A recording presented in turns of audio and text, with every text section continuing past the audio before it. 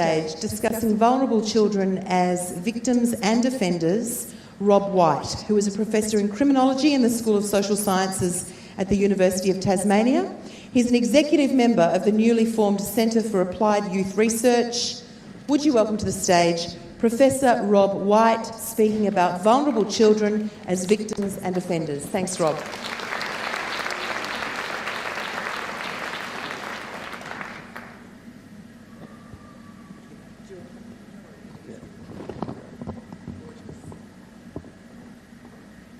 That light's very bright, isn't it?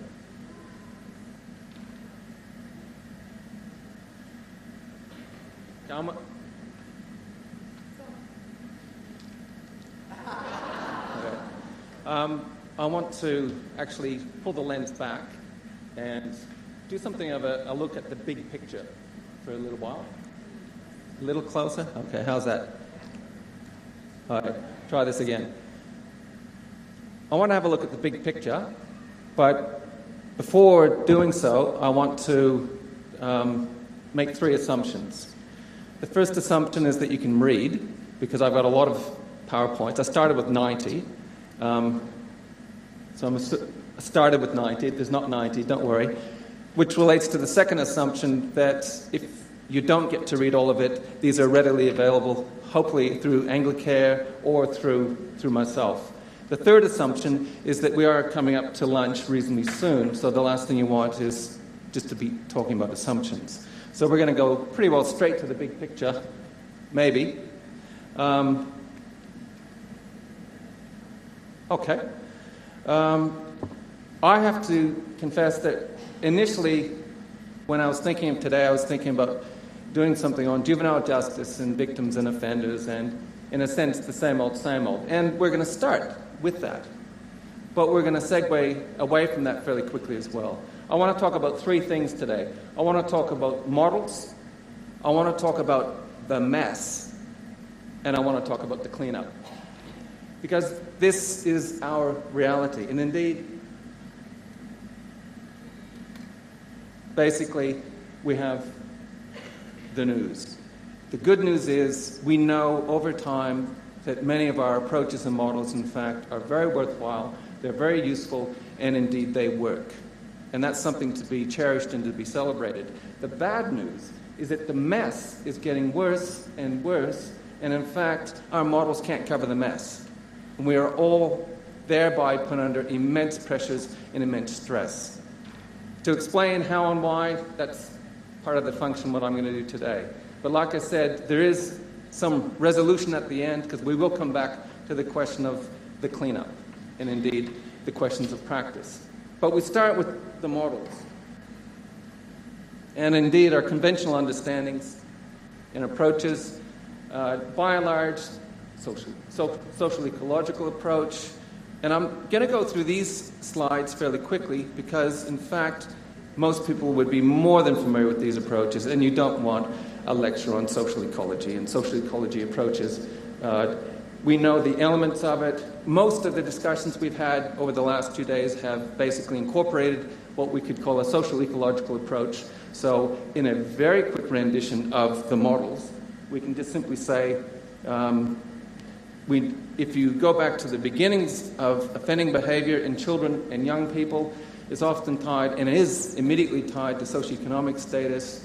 That operates at different levels of experience, at a structural level, a situational level, and at the level of social disorganization. But basically,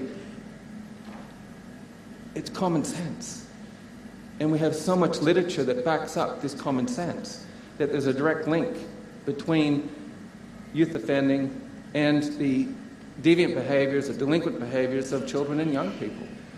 It's not rocket science. Now, there are biases built into that whole process, class biases and so on, and particularly biases tied into the colonial experience. But by and large, you get the point. And the response has usually taken the form of this notion of risk and protective factors. We are so familiar with this, so we don't want to dwell on it too long. But basically, the risk and protective factors occur at different levels: the individual, the family, the neighborhood, the community, the general polity, the media, and so on. And basically the idea is to firm up and introduce more protective factors into a young person's life and to diminish the risk factors. But again, this is what you all know.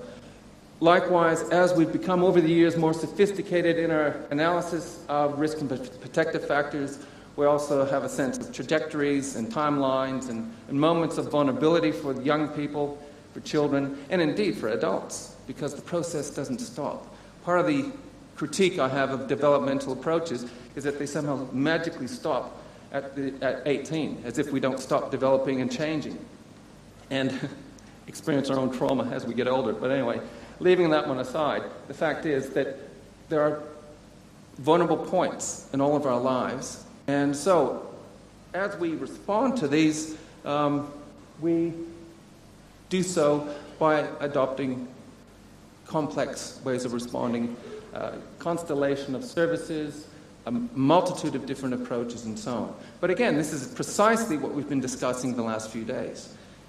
And I want to emphasize that, in large measure, the approaches are right. We are getting some runs on the board. We've seen some of the runs on the board from the presentations yesterday and from this morning. However,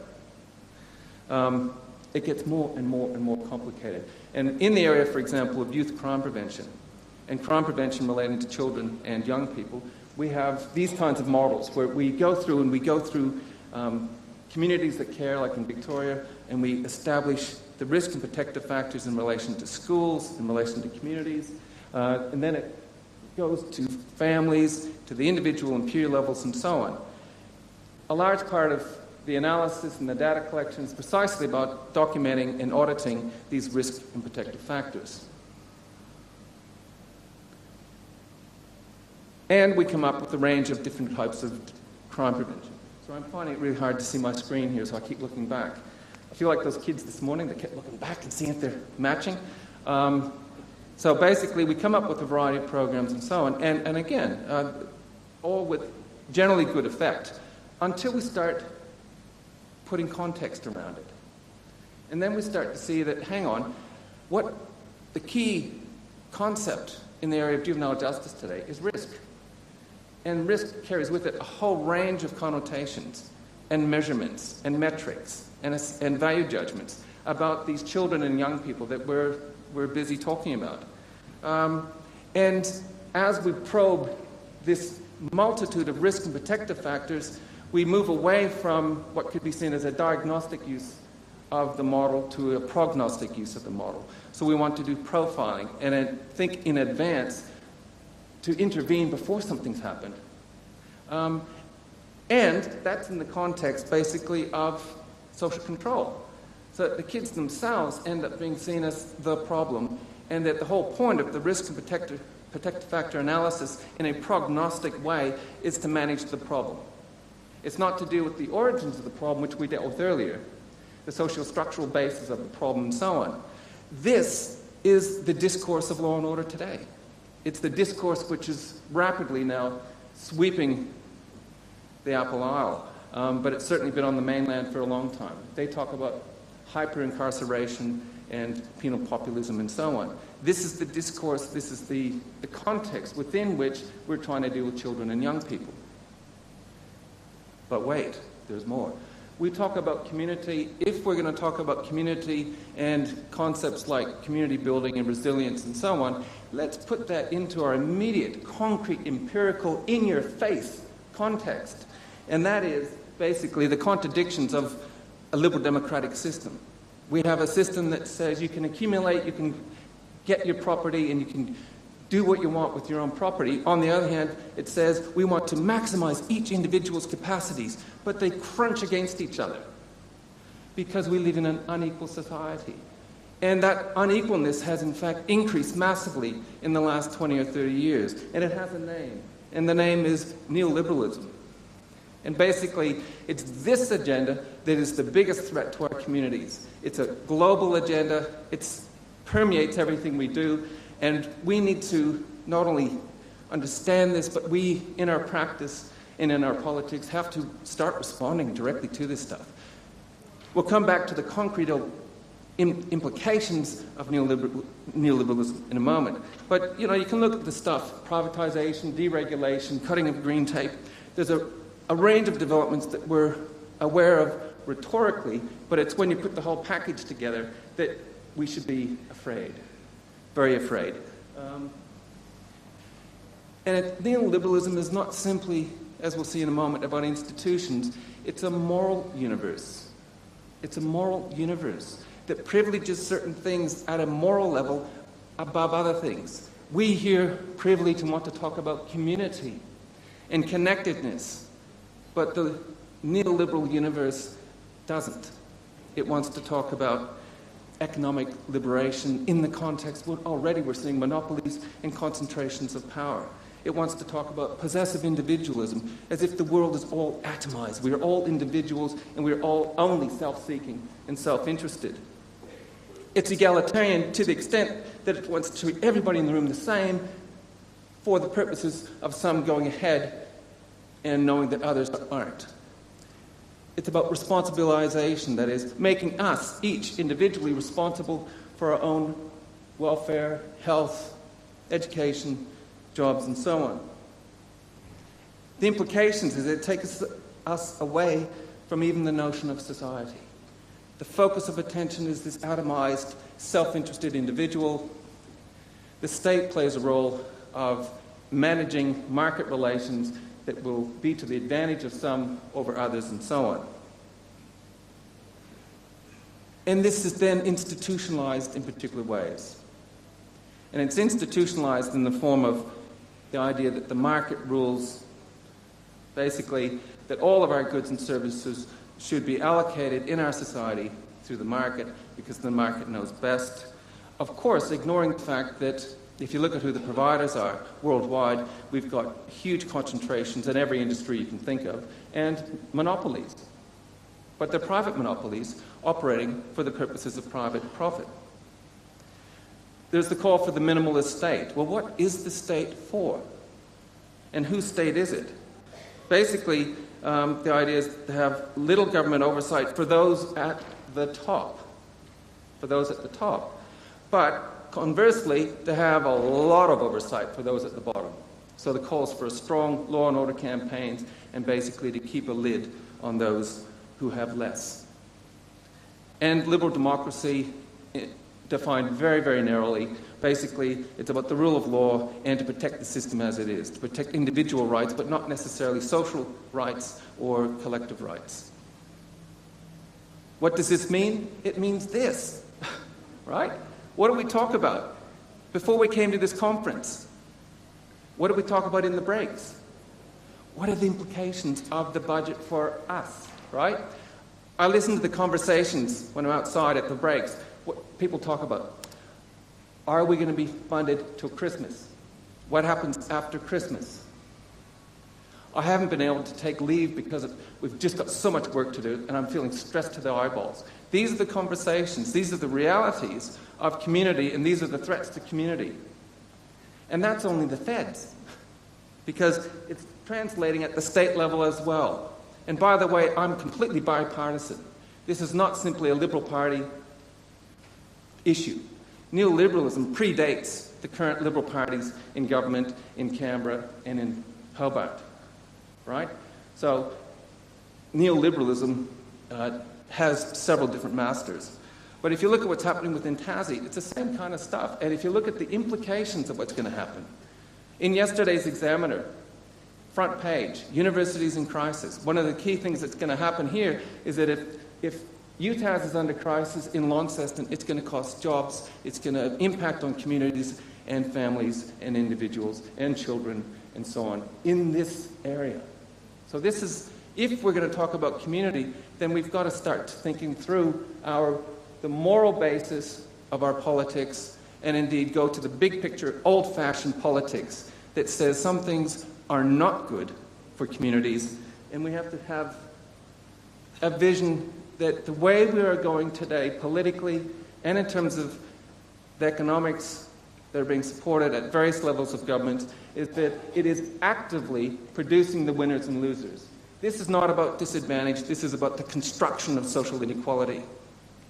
And you can go through the whole list, and everything from the democratic deficit, we feel disempowered, that our voices aren't being heard, to the actual disparities that are increasing under neoliberal kinds of policies. It's fragmenting and destroying communities. But there are winners. There are those who are winning. And the winners are the top end of town. And it's not simply this budget, but this is a 20, 30-year process where the winners have been winning a long, long time. And there are billionaires who make the front pages of the papers that they want to buy so that they can tell us what to think and how to vote, which is all part of the democratic deficit. We are developing a very nasty situation in which there's going to be a lot of nastiness and the development of nasty people, basically. We're in a situation where our own security more and more is being personalized and individualized. We're told that we must be responsible, and it's basically dog eat dog. But remember the moral basis for neoliberalism. It basically says, hey, it's up to you to get that job, to take care of your own welfare, to take care of your kids, and so on and so on. And the implication is that that's a moral argument, that there's something morally wrong and deficient with you at a moral level if you're not achieving these things for yourself and for your kids, and for your families, for your communities. And so what you end up with is you deserve what you don't get, right? So it's dog eat dog, but you deserve what you don't get as well. And I want to emphasize, this is not simply the institutional structures, this is the moral basis of neoliberal thought. We're developing, in essence, a fortress mentality where we protect each other and we protect what's close and dear to us, but we do so in ways that are antithetical to the notion of community. And if you actually take that notion of social ecology and put it in the context of a fortress mentality, what you end up with is basically a building of fortresses. And we have some prime examples of that, of course, in the way in which we deal with asylum seekers. Bugger them, right? They're not part of our community, so we contain it, right? And it's the morality and the mentality behind the rejection of asylum seekers. And think of the term asylum seekers. People seeking asylum.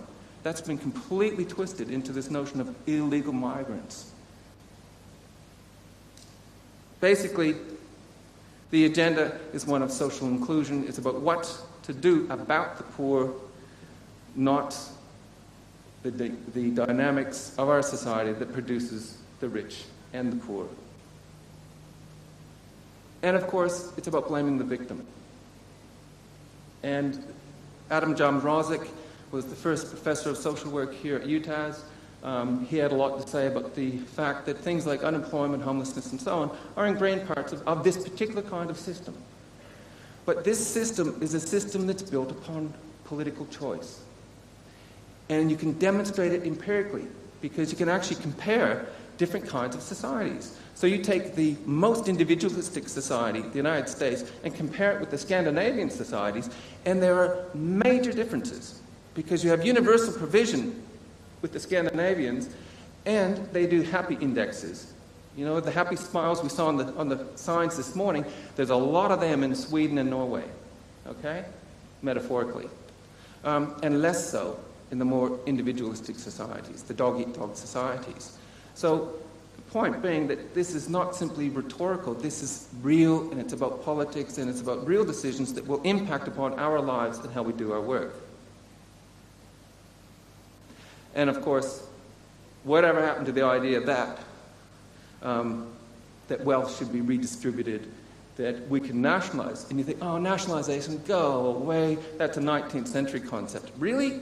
During the global financial crisis, the United Kingdom bailed out a Scottish bank. In essence, they bought it. This was a private bank that had to be using citizen dollars to buy it out. So nationalization, they just don't call it nationalization, they call it bailouts. And then after it's done, they give it back. hey, socialization of losses. Let's socialize the benefits. Let's keep these big industries in our hands, because at least there's possibilities of democratic control. But if it's in a private monopoly, then we lose it. So go back to some of these old-fashioned concepts. One of them is universal provision. Not selective, universal. Collective bargaining, public transportation, and public provision, and so on. In other words, we need to come up with a vision and a rhetoric against the stuff that's most threatening to our communities, and come up ultimately with strategic planning around how do we achieve some of these visions for a change, rather than the ones that diminish us individually and collectively and that threaten community. Bring back the social. Society is more than a mere collection of individuals, and if we truly believe that the agenda and our objective in this place is freedom from want, then that will take a collective effort. And it's not about simply individual actions and individual responsibilities. Importantly, we need measures that benefit everybody, because, for example, Medicare receives a lot of political support in this country because we all get it. All right? Universal education, universal health care, universal this and that is really important, because if you don't, if you say, well, actually, we're going to have public housing, let's redefine public housing for poor people. Okay? If you look at the history of public housing, say in South Australia, public housing was introduced by a Liberal government to house the workers. And it was not deemed to be for the poor people. It was deemed to be social housing, and it had a social benefit, and it contributed to the economy, and basically the workers lived in these houses. But what happens is, if we make public housing selective, it's no longer social housing, it's housing for the poor, which also means after a while people say, I don't want to use my taxes to pay for them, what do I get out of it? And the more selective and targeted you get, the more easy it is to cut people off. So, what does this mean? Actually, it raises questions for us in the here and now. Let's explore some of those. The key framing lens, of course, when we get to the question of practice, is that the transitions of self can and should be understood in the context of transitions of society, so that we can never extract the individual from the society. We can never extract the children and the youth of today from the society within which they are embedded and growing up. So, in a sense, we can't ignore the neoliberal agenda for the last 30 years. However, we also know from social ecology, from sociology, from criminology, from psychology, from a range of different disciplines, that basically everybody is embedded in some form of belonging. So that they are tied immediately and intrinsically to things like locations, spaces, and places. That people interpret their worlds through the domains of how they live in those worlds as well. So there's a repertoire of knowledge that people have as they grow up, children and young people. And you've got to listen to what they say, because often they interpret their world through the lens of the relationships that they're growing up in. And also, they're connected to other people and institutions. In other words, no person is an island. So this is a really fundamental point, because even though neoliberal ideology says, in effect, we are an island, because it's an atomized view of human nature, and it's a view that says we're all simply self-interested individuals, in fact, we're all interconnected. And this interconnectedness is strategically terribly important for us as we initiate the fight back against those things and those forces that strive to undermine community. Because it's the interconnectedness and the embeddedness of children and youth in our societies, in our neighborhoods, in our communities, in our families, that allows us to intervene in a way that makes sense, and that, in fact, will give us some runs on the board as part of cleaning up the mess.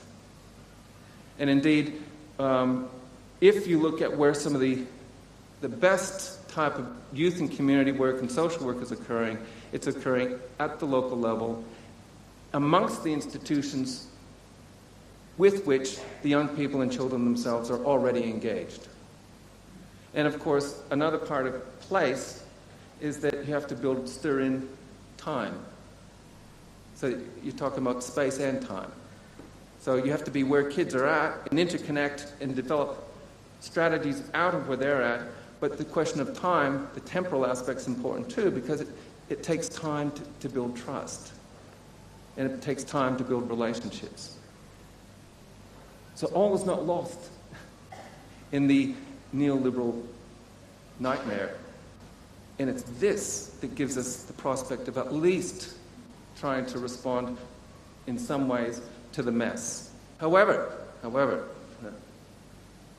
there are certain questions that do arise from our role in responding to what's happening around us. Certainly, conceptually, we can say, look, we've got a role in establishing and enhancing and maintaining and fostering social connections. We have a role as those who bring people in, as social includers, mentoring and so on, and a role as social supporters. So those are some of our generic roles in doing community and youth work and so on. But the context within which we do that is making it difficult for us as well. And these are the conversations at lunchtime. These are the conversations that say, how do we do this stuff on the cheap? Because we're told there's no money. Depending on where you work, your caseloads are increasing, not decreasing, and you're told you have to be more effective and more productive with what you've got. Okay? So that raises questions of how do we treat practitioners as whole people as well? When we talk about children and young people, we often talk about a holistic approach in dealing with the whole child. We need to look at practitioners, workers, as whole people too, and take that into account, because we can't do our job. As we just heard previously, actually, we can't do our job if we're traumatized and stressed out because of the situation within which we find ourselves. We are human too. The challenges that we face include things like values, framework. Are we achieving social justice or just holding the line?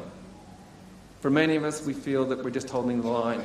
But how do we move into a transformative politics and practice? The working conditions. Who wants to be a frontline warrior if stress basically becomes the key outcome anyway? And can you continue the struggle for social renovation under conditions of such stress and trauma? Basically, anticipating into the future, we're heading into even further rockier waters. So we have to start thinking now and planning now and mobilizing now in anticipation of things getting worse. I didn't come up with the 90 slides because I didn't want to end up talking about climate change and the implications of climate change, but that's part of the dialogue that we have to have, because it's going to impact immediately on services. When there were floods 2 years ago in Queensland, where did they get the money for the disaster relief? They got it out of the community sector, right? So climate change is directly, not indirectly, it's directly related to your budgets and your practices in some way or another. Practitioner capacities, we're all under pressure. Workloads are increasing, the number of cases are increasing. The question of the quality of our work becomes relevant here. And then what about workplace support? High staff turnover, no corporate memory, no corporate knowledge, because people are moving in and moving out. So we're relearning the task every time. And it's that churning, and it's not just our clients who are churning, we're churning. And that churning has a major impact upon our work practices. And of course, workplace dynamics translate into things like low morale and high stress. And I suppose one question underneath all that is, will collaboration with each other improve things for us as workers, as practitioners, or will it make things worse? Is it yet another bloody meeting to go to, or have to listen to them again, right? So we have to ask these as concrete issues and concrete matters. The pressures on community work relate to things like budgets and resources, increasing workloads, and the emphasis thereby of crisis care.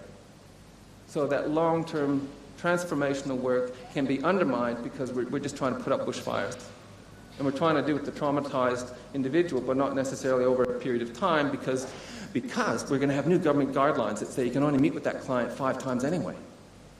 Because that's what the funding arrangement says. Okay? So there's a whole bunch of this kind of stuff. The emphasis on the here and now rather than looking into the future.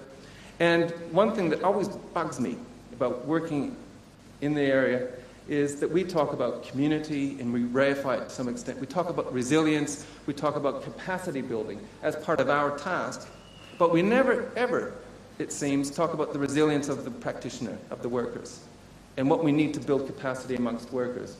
And in fact, the first things that go when times get tight usually are your professional development and your training and your supports and your professional supervision and all the stuff that you really need to be really effective as a worker and to keep it together. So, in the end, we are in very difficult times. We are going to experience these going into the future. There's a couple of things that we need to do. One is I just went out and bought myself a t-shirt that says hope, because I think we have to retain some sense of hope. I think we have to repoliticize the social movements and community work area, repoliticize it more explicitly, and really talk about social justice in a meaningful, but empirical and moral way. I also think that we need to find some, not solace, but I think cheer in good examples of good practice that we still can do now, today. And I think we heard some this morning, mainly from Seattle, so we either move to Seattle or we recreate some of that kind of thing, which we already do, by the way, anyway. But we can learn from those kinds of case examples. But we need here to record what it is that we do. It's terribly important that we develop our repertoire of case studies so that we can look at good practice and so on, and that we should evaluate it. Not in an namby-pamby metric way that says this is going to be about dollars, but evaluate it in the sense of what works, what doesn't work, what sometimes works, and we can learn from the lessons. But we, in this room, are obliged to actually record what it is that we feel that we're doing that actually works and transfer and have some knowledge exchange around that. In the workshop that I'll be doing, I'll talk about a few things. Very interesting project out of Edmonton in Canada on youth restoration, where in fact it's the young people who run the conference, not old people. We'll talk about collaborative work in schools and some of the issues relating to that. The Smith family has got a school community hub that they've started here in Launceston, so I'll be alluding to that project, but then raising issues relating to that.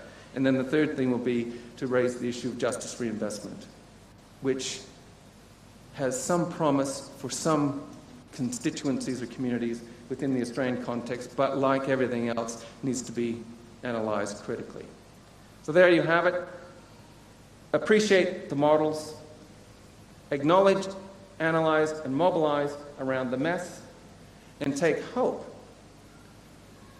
that we can do something in the end to clean up that mess. Thank you.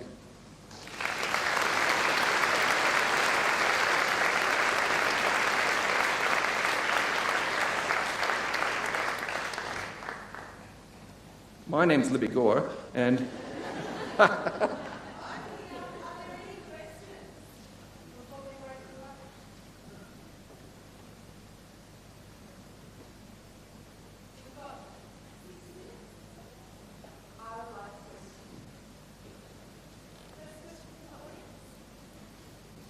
when's lunch? When's lunch?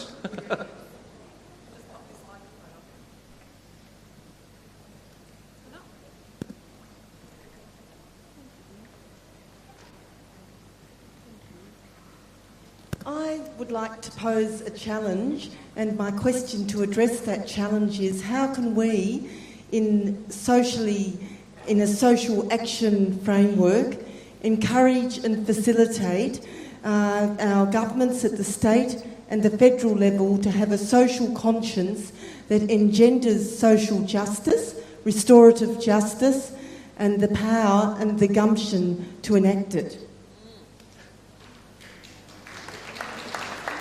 Great question. And I think that our students, particularly the university students at the moment, have shown us that they can get away from Facebook and YouTube and these bloody things here, and actually mobilize. And it's been terrific to see the students mobilizing, but we need a more generalized mobilization. That's something that's not going to happen artificially. It's going to happen in a range of different forms, some of which are spontaneous, some of which, though, will be organized. But that's, in part, the role of community leaders at every level. You know, we talk about young people as being the future. We talk about young people as being leaders and all that kind of stuff. But do you know what? The second that you get young people mobilizing in their interests against unjust policies, the government and other commentators say they don't really know what they're doing. Or they say, you know, they're being manipulated by professors, right? These are young people who know how to mobilize. They know what their interests are, but we have to be aware and defend their right. We talk about it. We have talked about it today, but the importance of leadership amongst young people and democratization of decision-making. I think that part of what we need to do if we're going to talk seriously about rejuvenating and adding to social movements is that we have to take some of our rhetoric as service providers seriously as activists, because basically it's very similar. Next question. Yep.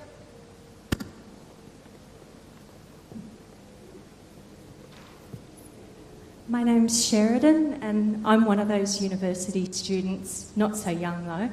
And it scares the living daylights out of me to do this, but I was saying yesterday that sometimes I think we citizens don't necessarily know very well how to get on that front foot and to speak up when we feel, hang on, what's being sold to us doesn't sound right. And it's very confusing out there. I also tutor at the university, and I suggested to my students that if they had an opinion about the budget, they might like to take it down to Prince's Square when there was a rally on last weekend. And I was so interested that their response was, oh, I don't want to be arrested. And so there seems, I think, to be some basic learning that needs to happen around how we do step up and become active citizens in our communities. And I can't resist the opportunity to say that if we disagree with the way that asylum seekers are being treated, tomorrow morning, 9 a.m, Trevellyn Primary School, there's going to be a walk for safe asylum. Turn up in your red shirt and show your heart.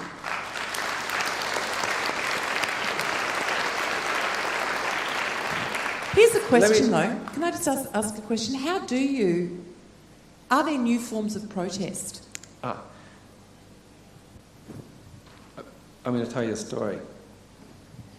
And then we're going to have lunch. Yeah. But the story is this. A colleague of mine, Joanna Wynne, went to Egypt for a conference on Arab youth.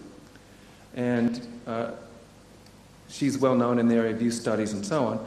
And she was telling me that she went to this conference and she thought things were really bubbling away, and there was a lot of really angry Arabic youth from all over the region.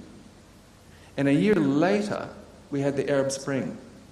And what's interesting about the Arab Spring is, at least amongst other things, two things. One is that you're talking about well-educated but unemployed young people. So the job market was not matching their expectations in terms of, but they were well-educated. And also they were digital savvy, techno-savvy. And so they used the social media really effectively as a form of mobilization. Now, what we've had here in Australia and in Tasmania is that we have so few media outlets.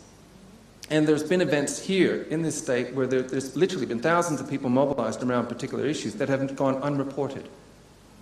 And what that suggests to me is that we do have to use the existing interests of young people, and especially the technologies of young people, because that to me is going to be the opening up of politics again. And that's what I see as the future, basically. It's true, and I for one, liked the young people protesting on Q&A. Even if they did turn their flag the wrong way round, that was cute. That's the way you actually demonstrate. Infiltrate, don't you agree? I found it extraordinary that people that I saw, people that I respect within the media, were tut-tutting and calling it immature. I thought, get a life. It was fabulous. Question from my friend in the red shoes from yesterday. That was actually a bunch of my friends that did that, and I need to know how they felt. Were they going, I had the flag the wrong way around? well, the funny thing is the guy that was in charge of it, who's been like arrested so many times for doing similar things, is that he actually told everyone afterwards. I was like, dude, like it didn't really look right. Was that how it's supposed to look? And he was like, yes, it was. We were just trying to well, everyone took away the important message, right? And I think they did. But like you said, I feel that so many people, I guess older people, everyone's really frustrated about the government at the moment. But the way that myself and friends of mine and youth generally have reacted to it has been, I don't think it's been really, taken on very well by older people. They've kind of been like, well, that's not how you do it. You're doing it wrong, and don't abuse government members, and don't do this, and that's not the way to do it. But I feel like there's a lack of leadership from older people going, okay, well, if you don't know, if that's not the way to do it, then how do you want us to do it? Because this is how we're doing it, and this is what we think is effective. Yes, I do love the baby boomers saying, you're doing protest wrong. I'm going to have to get your number so I can get the guy that organised the Q&A thing so I can put him on the radio, because I just think that'll be a great conversation. Except for the fact that he's been arrested heaps of times, because that might just say that he's a troublemaker. But then we know that Michael said that troublemakers go on to do great things if their energy is harnessed in more productive areas. That was written on my report. Well, question? We've got a little bit more time. One more question? Well, let me respond to this briefly. Yes, you must. There was a question on that, wasn't there? Sorry. Well, it's basically that there's a whole range of tactics and strategies that we have to use. We're going to blow it sometimes, and we're going to achieve things in other times. But interestingly enough, when the University of Tasmania has hosted activist training workshops, that has been criticised in the media and by local politicians. That the university should not be used for these purposes and so on. But basically, how do we learn participatory democracy? Yeah. And if you don't do it through workshops at the uni, then how do you do it? And I suppose to some extent it goes back to that question of the community level, and use different sites and forums as spaces where we can all collectively relearn how to be participants. My question, or rather comment, is really going along the lines of, if we want children and our community members to have voices, we need to listen to them. And so my comment is really about government and the power problem. Cute demonstrations shouldn't be cute. The children who spoke about what they want in their community should have higher status, so that what they want becomes a priority. Not, isn't that nice that those children wrote those things? So I guess my question is, how can we empower the people in our communities, the children's voices, the student voices, to be listened to and acted on? The squeaky wheel gets the grease. In other words, we have to collectively put our voices up there, because that's where it's going to come from. But I completely agree with this idea of tokenism as well, or poo-pooing in it. It's not all students, it's just that bunch of students over here, that kind of stuff. But we have to be vigilant against that stuff and argue against it and say, look, there are legitimate issues here and legitimate interests that need to be represented at the highest levels of politics.